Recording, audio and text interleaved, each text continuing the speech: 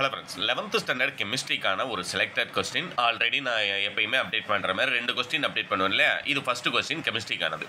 கெமிஸ்ட்ரியை பொறுத்த வரைக்கும் நீங்கள் புக் பேக் ஒன் வேர்டு எல்லாம் படித்தா போதுமா அப்படின்னம்னா ஃபிசிக்ஸ், கெமிஸ்ட்ரி, பயாலஜி எல்லாத்துக்குமே ஒன் வேர்டை பொறுத்த வரைக்கும் உங்களுக்கு 12லேருந்து 13 வரைக்கும் மட்டும்தான் புக் பேக் கேட்பாங்க. கண்டிப்பாக 2லேருந்து 3 உங்களுக்கு புக்கிங் சைடு தான் கேட்க போகிறாங்க. அதனால் 15 மார்க் எடுத்தால் நீங்கள் பாஸ். ஆனால் ஒன் வேர்டு புக் பேக் எல்லாத்தையுமே நீங்கள் நல்லா தரவு பண்ணியிருக்கணும் அப்படிங்கிறத ஞாபகத்தில் வச்சுக்கோங்க. 15 லெசன்லையுமே புரியுங்களா. அடுத்தது பார்த்தீங்க அப்படின்னம்னா உங்களுக்கு 2 மார்க் 3 மார்க் 5 மார்க்கை பொறுத்த வரைக்கும் எப்பயுமே ப்ரீவியஸ் இயர்லேருந்து நமக்கு ரிப்பீட்டட் கொஸ்டின்ஸுங்கிறது இருக்கும். இன்னொன்று கெமிஸ்ட்ரியில் என்ன ஒரு அட்வான்டேஜ் அப்படின்னம்னா நமக்கு 5 மார்க் கொஸ்டின் அப்படிங்கிறது தனியாக கிடையாது. மொத்தமாகவே ஒரு லெசன் வைஸாகவே உங்களுக்கு கொஸ்டின் நம்பர் 1லேருந்து கொஸ்டின் நம்பர் 20 வரைக்குமே கொடுத்துட்றாங்க. 1 மார்க்கு, 2 மார்க்கு, 3 மார்க்கு, 5 மார்க் அப்படிங்கிறது பிரித்து கொடுக்காம மொத்தமாகவே கொடுத்துட்றாங்க. அப்படிங்கிறனால 5 மார்க் கொஸ்டின்லையும் மேக்ஸிமம் 2 மார்க் 1, 3 மார்க் 1 அப்படின்னு சேர்த்து தான் கேட்பாங்க. உங்களுக்கு 10th கேட்டாங்க இல்லையா, சயின்ஸில் 7 மார்க் கொஸ்டின் அந்த மாதிரி தான் கேட்குறாங்க அப்படிங்கிறது தெரியும். செப்பரேட்டாக 5 மார்க் அப்படிங்கிறது கேட்குறது ரொம்ப கம்மி. 5 இருக்குது அப்படின்னம்னா 5ல் 1 இல்லை 2 மட்டும்தான் கேட்டுருப்பாங்க. அதனால் இதில் இருக்கக்கூடிய 2 மார்க் 3 மார்க் அண்ட் 5 மார்க் எல்லாத்தையும் படிச்சிருந்தீங்க அப்படின்னம்னா கண்டிப்பாக எக்ஸாமில் நீங்கள் எடுக்க வேண்டிய 70 மார்க் எக்ஸாம் அப்படின்னம்னா கண்டிப்பாக ஒரு 30 மார்க் இதிலேருந்து வந்துடும் வைங்களேன். பின்வருவனவற்றில் எளிய விகித வாய்ப்பாடுகள் என்ன அப்படிங்கிறது கேட்டிருக்காங்க. இது எல்லாமே பார்த்தீங்க அப்படின்னா ஆக்சுவலாக உங்களுக்கு கம்பல்சரி கொஸ்டினில் உங்களுக்கு கேட்குறதுக்கு வாய்ப்பு இருக்குது. அப்படிங்கிறனால இதெல்லாமே நல்லா ப்ராக்டிஸ் பண்ணிக்கோங்க. இன்னொன்று பார்த்தீங்க அப்படின்னா ஆல்ஃபா தத்துவத்தினை கூறுக ரொம்ப ரொம்ப இம்பார்ட்டன்ட். State alpha principle. பாராஹைட்ரஜனை ஆர்த்தோஹைட்ரஜனாக எவ்வாறு மாற்றுவாய், இதுவும் பார்த்தீங்கன்னா நமக்கு ரிப்பீட்டட் கொஸ்டின். அது மாதிரி கொஸ்டின் நம்பர் 20ல் இருக்கக்கூடிய கெசின் வெப்பம் மாறா கூட்டல் விதி வரையறுக்கவும், அது ஒன்று படிச்சுக்கோங்க. அதுமாதிரி கொஸ்டின் நம்பர் 22ல் இருக்கக்கூடிய மோலால் தாழ்வு மாறிலி என்றால் என்ன. அடுத்து கொஸ்டின் நம்பர் 23ல் இருக்கக்கூடிய ஸ்வார்ட்ஸ் வினையை பற்றி சிறுகுறிப்பு வரைக. இன்னொன்று இந்த பின்வருவனவற்றை பூர்த்தி செய்க அப்படிங்கிறது CH3 - CH கொடுத்துருக்காங்க இல்லையா, இது எந்த லெசனில் இருக்குது அப்படிங்கிறத ஃபஸ்ட்டு ஐடென்டிஃபை பண்ணிக்கோங்க. ஏன்னா இதில் உங்களுக்கு 2 கொடுத்துருக்காங்க அப்படின்னம்னா நம்ம புக்கில் 2 மட்டும் இருக்காது. மொத்தமாக பார்த்தீங்க அப்படின்னம்னா 10 ஃபார்முலா கொடுத்துருப்பாங்க. அந்த 10ல் 2 உங்களுக்கு 2 மார்க் கொஸ்டினில் கேட்டிருக்காங்க. கம்பல்சரி கொஸ்டினில் ப்ரீவியஸ் இயரில் கேட்ட ஒரிஜினல் கொஸ்டின் அப்படின்னு சொல்லும்போது கண்டிப்பாக பேலன்ஸ் இருக்கக்கூடிய 6லேருந்து உங்களுக்கு 2 இந்த வருஷம் எக்ஸாமில் கேட்குறதுக்கு வாய்ப்பு இருக்குது. அப்படிங்கிறனால இது நானே உங்களுக்கு நெக்ஸ்ட் வீடியோ அப்டேட் பண்ணும்போது இந்த கம்பல்சரி கொஸ்டினில் ஒவ்வொரு வருஷமும் என்ன கேட்டிருந்தாங்க, அதனுடைய ஆன்சர் என்ன, எந்த சாப்டர்லேருந்து கேட்டிருக்காங்க அப்படிங்கிறதும் நெக்ஸ்ட் வீடியோ அப்டேட் பண்ணுறேன். சேனலில் சப்ஸ்கிரைப் பண்ணியிருந்தீங்க அப்படின்னா அந்த வீடியோ பார்க்கலாம்.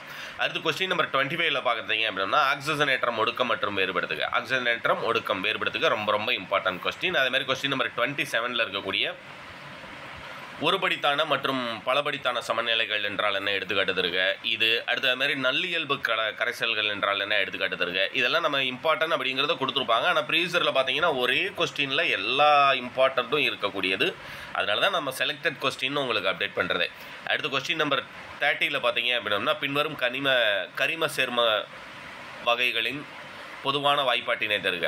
ஆல்கைன்கள் இது நான் ப்ராக்டிஸ் பண்ணிக்கோங்க. அது மாதிரி உடனிசைவு என்றால் என்ன, இது ஒரு இம்பார்ட்டன்ட் கொஸ்டின். அது மாதிரி புரோபின் மற்றும் புரோப்பினை வேறுபடுத்தி அறிய உதவும் எளிய சோதனையை கூறுக, அது ஒன்று படிச்சுக்கோங்க. 33ல் பார்த்தீங்க அப்படின்னம்னா உங்களுக்கு ஒரு ப்ராப்ளம் கேட்டிருக்காங்க. இதுவும் எந்த சாப்டரில் இருக்கக்கூடியது அப்படிங்கிறத உங்களுக்கு ஒரு தடவை ப்ராக்டிஸ் பண்ணிக்கோங்க. ஒருவேளை கம்பல்சரி கொஸ்டின் ரிப்பீட்டடே நமக்கு கேட்டாங்க அப்படின்னம்னா கண்டிப்பாக 100% நீங்கள் சென்டம் ஸ்கோர் பண்ணுறதுக்கு அது ஹெல்ப்ஃபுல்லாக இருக்கும் இல்லையா.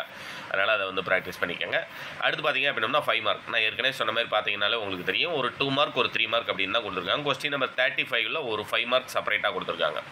பெரிலியம் மற்றும் அலுமினியத்திற்கான ஒத்த தன்மையை விவரிக்கவும்.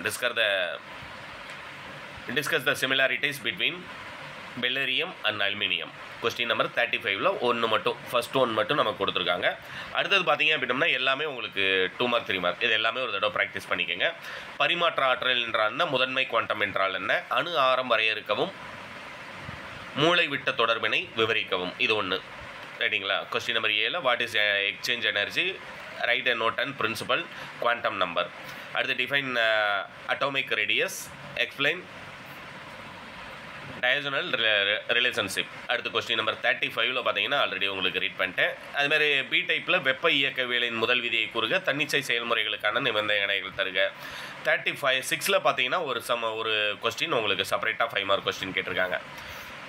ஏ பார்ட் சவ்வோடு பரவல் அழுத்தத்திற்கான கரைவு பொருள்களின் மோலார் நிறையை எவ்வாறு கணக்கிடுவாய், ரொம்ப ரொம்ப இம்பார்ட்டன்ட், ஒரு தடவை நல்லா படிச்சுக்கோங்க. அதுமாதிரி கொஸ்டின் நம்பர் 36ல் பியில் இருக்கக்கூடியதில் செகண்ட் ஒன்று இருக்கு இல்லைங்களா, விபி கொள்கையின் முக்கிய அம்சங்கள் யாவை, அது நமக்கு ரிப்பீட்டட் கொஸ்டின், அதை ஒரு தடவை படிச்சுக்கோங்க. அடுத்து பார்த்தீங்கன்னா கொஸ்டின் நம்பர் 37ல் செகண்ட் ஒன் H2 மூலக்கூறுகள், மூலக்கூறு உருவாதலை மூலக்கூறு ஆர்பிட்டால் கொள்கை மூலம் விளக்குக, அது ஒன்று. அடுத்து கொஸ்டின் நம்பர் 38ல் இருக்கக்கூடியதில் செகண்ட் சம், அது ஒரு தடவை பார்த்துக்கோங்க. நமக்கு கம்பல்சரியில் கேட்குறதுக்கு வாய்ப்பு இருக்குது. அப்படிங்கிறனால இந்த பிடிஎஃப் டவுன்லோட் லிங்க் டிஸ்கிரிப்ஷனில் கொடுக்குறேன், டவுன்லோட் பண்ணுங்கள். இல்லைன்னா kalvikavi.com கிளிக் பண்ணிங்க அப்படின்னா இந்த பிடிஎஃப் உங்களுக்கு கொடுத்துருப்பேன். 2021 செப்டம்பருக்கான கொஸ்டின் பேப்பர் இது. தேங்க்யூ.